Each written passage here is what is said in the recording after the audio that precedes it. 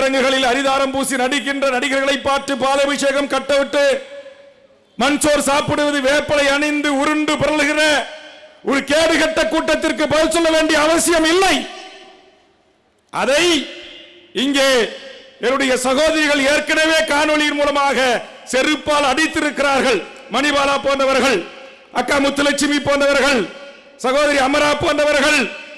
ஆதலால் நான் இந்த கூட்டத்தில் இருக்கிற என் கட்சியினுடைய நிர்வாகிகளை புதிதாக உட்கட்சி தேர்தல் நடைபெற்று நீங்கள் நான் படித்த இத்தனை பொறுப்புகள் வருகின்ற நீங்கள் முதலில் தனி மனித ஒழுக்கத்தோடு இருங்கள்.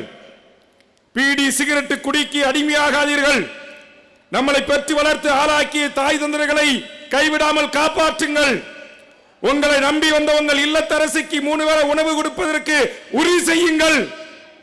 வாய்ப்பு இருந்தால், கட்சி கட்டமைக்க உங்களுக்கு நேரம் இருந்தால், வாரத்தில் 2 நாள் மக்களை சென்று சந்தித்து தமிழக வாழ்வுரிமை கட்சி கடந்து வந்த பாதையை குறித்து, அருமை சகோதரர்கள் செய்த தியாகத்தால் 3 உயிர்களை களத்தில் பலி கொடுத்து கட்டி உருவாக்கப்பட்ட மாபெரும் இயக்கம் தமிழக வாழ்வுரிமை கட்சி என்பதை என் கடகோடி தமிழ் சமூகத்துக்கு எடுத்துச் செல்லுங்கள்.